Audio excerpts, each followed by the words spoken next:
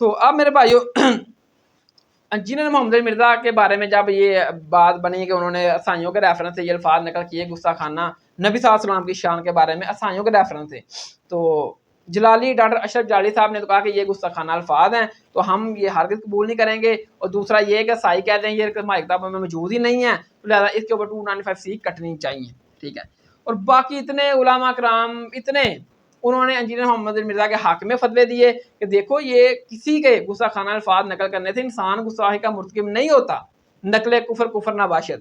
دجال سے مراد کذاب بھی لیا ہے، سرکار کی طرف وہ نسبت کر رہا ہے اس لفظ کی، تو یہ بھی 100% توہین رسالت ہے، اور کسی لحاظ سے یعنی اس کو کوئی چھوٹ نہیں دی جائے گی۔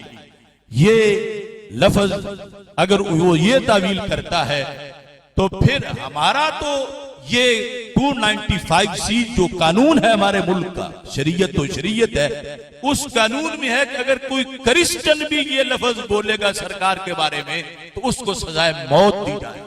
جن کا حوالہ دے کر جسے مقیس علیہ بنا کے وہ بات کر رہا ہے کہ وہ اس طرح کہتے ہیں، تو میں نے بھی کہا ہے تو اگر وہ بھی کہیں، ان کا تو قول آج تک سامنے آیا نہیں، لیکن پاکستان میں یہ بکواس اگر ان میں سے بھی کوئی کرے گا اس پر بھی توہین رسالت یا FIR کٹے گی۔ سب سے پہلے گستاخی کا کرائیٹیریا تو ڈیفائن کریں گے نا کہ آپ لوگ گستاخی کیسے کرتے ہیں۔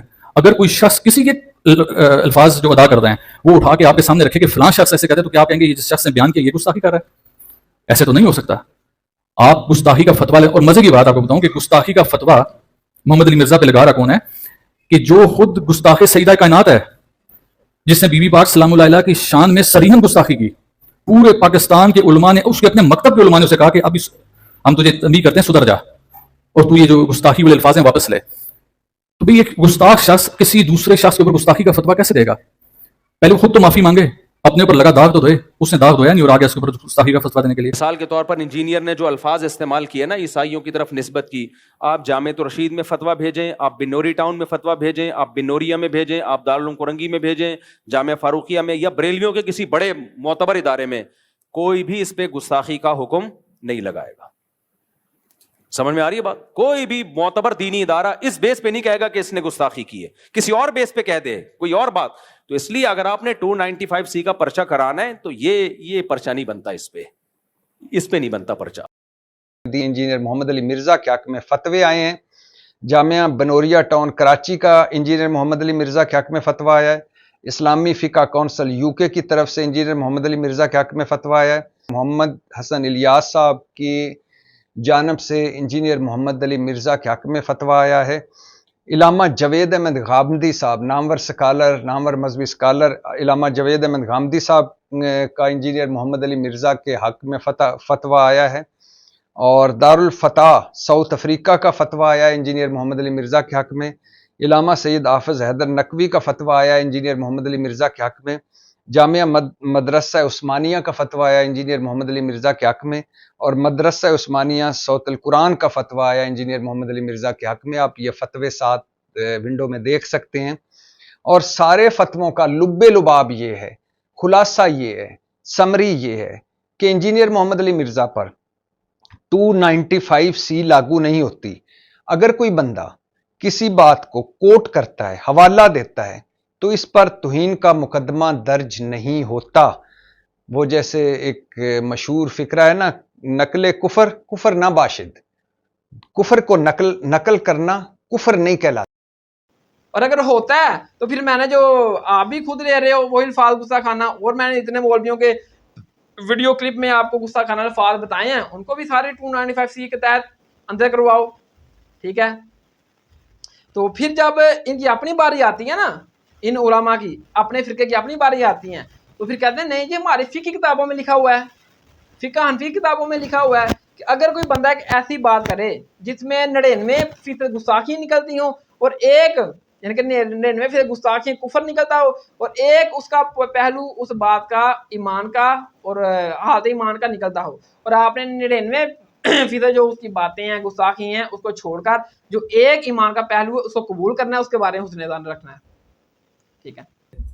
جب تک کوئی کنفرم گستاخ رسول نہ ہو آپ کسی کو قتل کرو گے، آپ قاتل ہو، آپ عاشق نہیں ہو کہ بھائی بندوق چکی اپنی خود ہی فتویٰ، خود ہی مفتی، خود ہی جناب عمر، خود ہی جج اور خود ہی قاضی، ایسے نہیں ہے.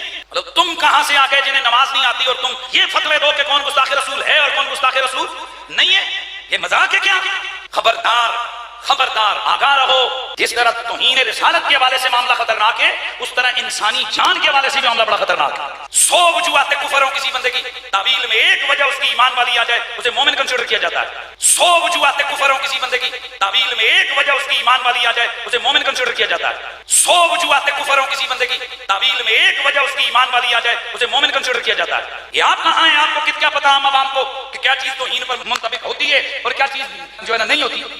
بس ساتھ یہ لکھنا بھول گئے تھے سوائے انجینئر صاحب کے کہ جن کی بات 100% بھی اسلام کے مطابق ہونا، آپ نے پھر بھی فتویٰ کفر کا لگانا ہے.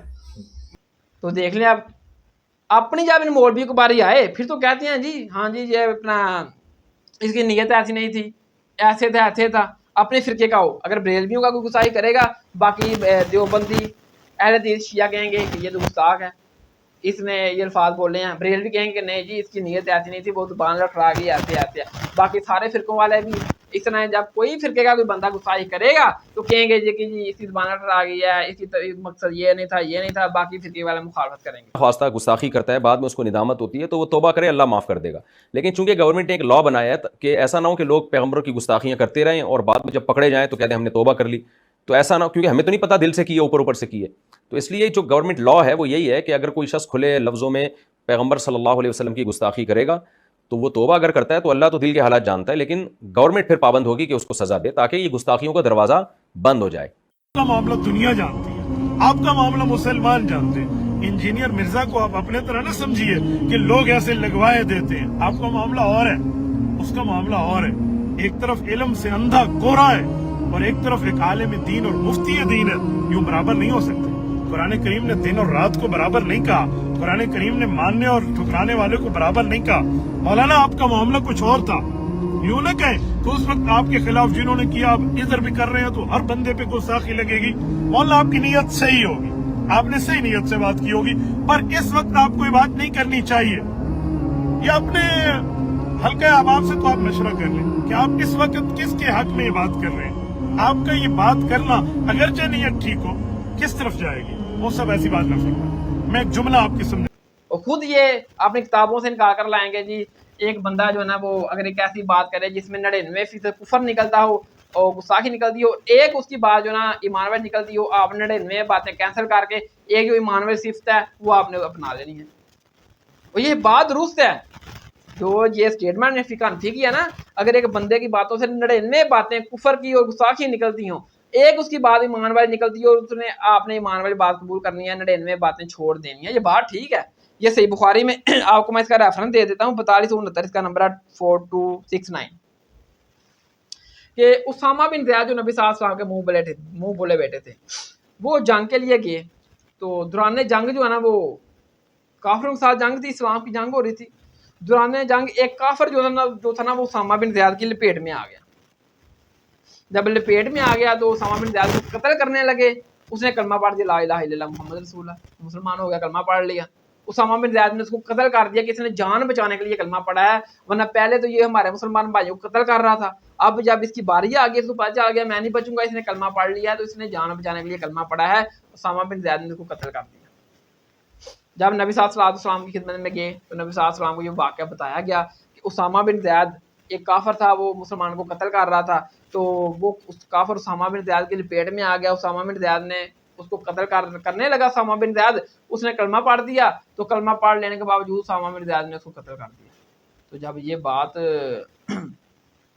جو نا نبی صلی اللہ علیہ وسلم نے سنی تو نبی صلی اللہ علیہ وسلم نے اسامہ بن زید کو بلایا، کہا اسامہ کیا تم نے اس کو کلمہ پڑھ لینے کے بعد قتل کیا تھا؟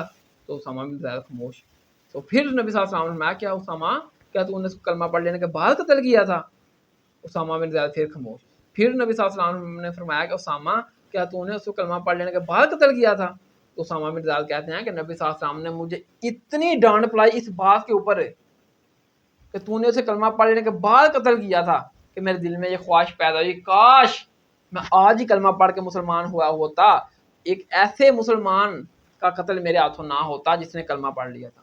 اب میرے بھائیوں دیکھو وہ کافر تھا, مسلمانوں کو قتل کر رہا تھا, نبی صلی اللہ علیہ وسلم کے دین کی مخالفت پر تھا, نبی صلی اللہ علیہ وسلم کے دین کو برباد کرنا چاہتا تھا, آپ کے دین کے لیے اس نے تلوار اٹھائی, مسلمانوں کو قتل کیا. لیکن جب وہ خود قتل ہونے لگا اپنی جان بچانے کے لیے اس نے, یہی گمان کیا جا سکتا ہے نا کہ جب وہ لپیٹ میں آ گیا, اسامہ بن زید نے اس کو تلوار چلانے لگا, اپنی جان بچانے کے لیے اس نے کلمہ پڑھ دیا. اسامہ بن زید نے یہ گمان کیا کہ اس نے جان بچانے کے لیے اوپر سے کلمہ پڑھا ہے, ورنہ یہ تو مسلمانوں کو قتل کر رہا تھا پہلے. اس نے کلمہ پڑھ لیا تو اسامہ بن زید نے اس کو قتل کر دیا. تو نبی صلی اللہ علیہ وسلم نے اتنی ڈانٹ پلائی اسامہ بن زید کو. اسامہ بن زید کہتے ہیں کہ میرے دل میں یہ خواہش پیدا ہوئی کہ کاش میں آج ہی کلمہ پڑھ کے مسلمان ہوا ہوتا تو یہ گناہ تو میرے سے نہ سرزد ہوا ہوتا کہ میں نے ایک کلمہ پڑھ لینے والے کو قتل کر دیا.